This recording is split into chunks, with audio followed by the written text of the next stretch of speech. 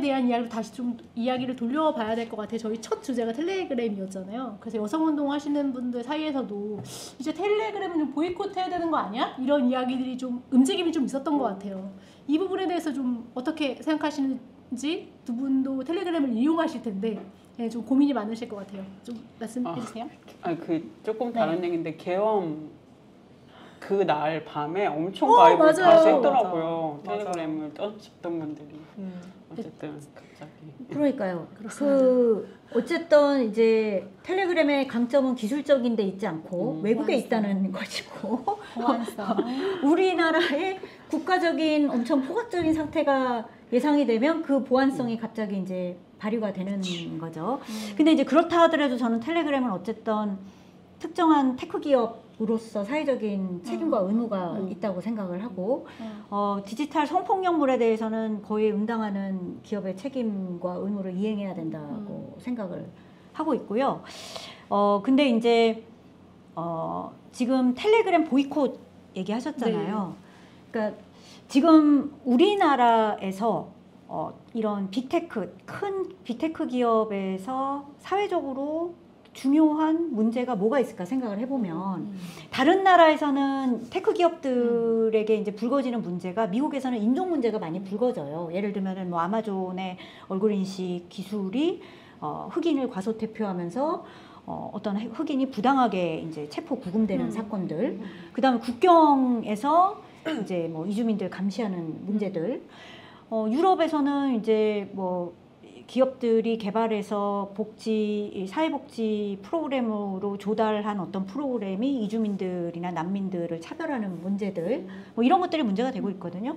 저는 우리나라에서는 이런 여성 혐오와 여성 차별과 디지털 성폭력 문제가 미국의 인종 문제랑 마찬가지라고 생각을 합니다. 한국에서는 이 문제가 가장 중요한 기술 문화와 빅테크의 사회적 책무 중에 가장 중요한 문제가 됐다고 생각을 해요. 그래서 이전에도 그 여성 폭력 문제는 늘 사회에 있어 왔죠. 그런데 특히 이번에 이제 대규모 그 성폭력물 제작과 유통 사태는 이 문제가 더 이상 일부 여성의 문제라든지 주변의 문제에 그치지 않고 이 문제는 굉장히 중대한 사회 문제가 됐고 테크 기업들은 여기에 대해서 응답을 해야 된다. 책임을 져야 된다. 이렇게 생각을 합니다. 만약에 테크 기업이 거기에 응답을 하지 않을 때 소비자 행동으로 저는 보이콧할 수 있다고 봐요. 마치 카카오톡의 그 사이버 사찰에 항의를 하면서 망명했던 것처럼. 심지어 그때 카카오톡은 불법 협조였어요. 왜냐하면 압수수색 영장은 직접 실물로 집행을 해야 되는데 그냥 검찰에서 팩스로 쭉 보내면 팩스 받아가지고 그래? 그럼 다 뭐 이렇게 해가지고 넘기지 뭐. 그럼 메일로 넘겨주고 막 이랬었거든요.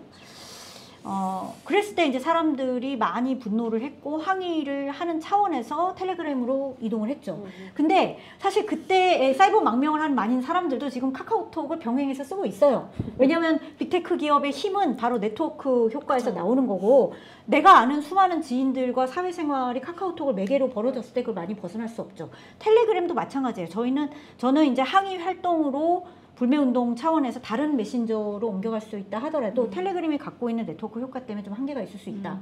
그리고 더 큰 문제는 또 다른 그런 메신저로 옮겨갔어요. 그게 뭐 시그널일 수도 있고 페이스북 메신저일 수도 있는데 거기서 똑같은 일이 또 벌어지지 말라는 법이 없어요. 그럼 우린 또 짐을 싸서 또 이동할 거냐, 또 다른 빅테크 어디로 찾아갈 거냐, 끊임없이 이동할 거냐, 그런 이제 문제가 있고요. 그 악순환을 끊는 거는 결국에는 저는 그 개입이라고 생각을 하거든요. 시민적 개입이라고 생각을 하고 그래서 저는 디지털 시민성이 뭔지를 생각을 해야 된다고 생각을 해요. 내 동료 시민이 이런 착취를 당하고 이런 고통을 겪고 이런 폭력에 노출이 됐을 때 동료 시민들은 무엇을 해야 되냐, 이런 디지털 시민성을 어떻게 키울 거냐, 사실 이게 핵심이라고 생각을 하고요. 그래서 이제 최근에 디지털 리터러시 교육에서 주목을 받는 것이 개입입니다. 그러니까 예전에는 디지털 리터러시 교육이라고 그러면 사용법 교육이었거든요. 기술 교육이었죠. 맞아요. 이걸 이렇게 쓰세요. 마치 90년대에 100만 인터넷 주부 인터넷 양성.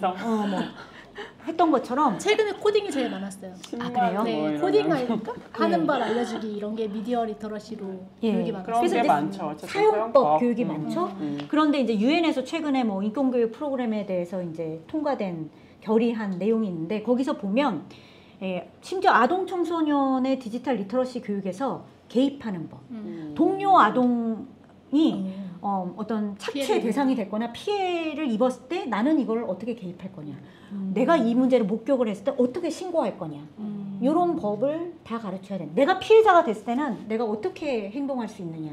이게 이제 중요한 리터러시 교육이라고 생각을 하고 저는 그렇게 해서 결국에는 이 세계에 개입하고 바꿔야 된다고 생각을 하고요. 그게 아까 말씀드린 대로 인공지능은 지금의 세계를 학습해서 미래의 세계를 증폭시킬 거거든요. 미래의 어떤 경향성을. 그랬을 때 여성이 사라진 세계. 여성이 그래서 되게 불쾌하고 보이지 않아서 이 세계를 떠난다면 그 여성들이 떠난 세계를 학습을 할 거예요. 저는 그래서는 미래가 더 암울할 거다. 그래서 저는 이 문제에 기업의 책임을 묻고 우리가 항의하는 활동으로 보이콧을 할 수도 있지만 보다 궁극적으로는 우리가 디지털 시민으로서 어떻게 개입할 건지를 배우고 또 전술을 좀 발굴하고 이렇게 해나가야 된다고 생각을 합니다. 네.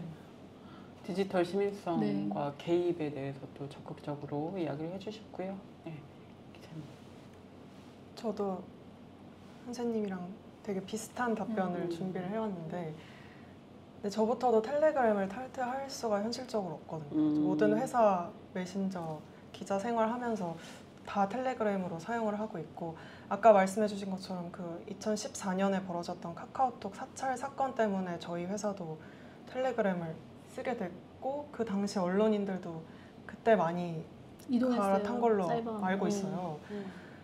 그래서 저도 이런 성범죄 문제 해결을 위해서 뭔가 보이콧 차원으로 텔레그램을 탈퇴하는 거는 실제 문제 해결에는 큰 의미가 없지 않을까 그런 생각이고 왜냐하면 또 다른 플랫폼으로 건너갈 거기 때문에 그리고 가해자들은 떠나지 않을 거잖아요. 이 텔레그램이라는 플랫폼을.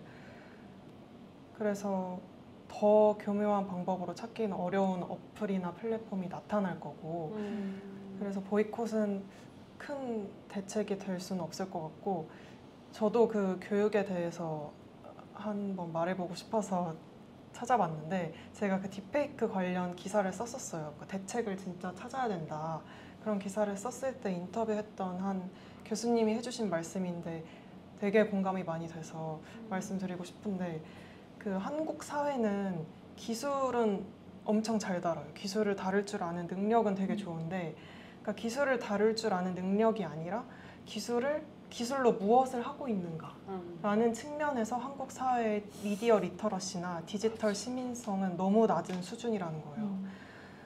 이 말이 너무 공감이 됐고 이걸 위해서 아까 말씀하신 것처럼 그런 개입 같은 교육이나 아니면 또 가해자가 되지 않을 교육도 중요하고 그런 학교 현장에서의 미디어 리터러시 교육이 좀 세심해질 필요가 있다 그런 생각이 듭니다.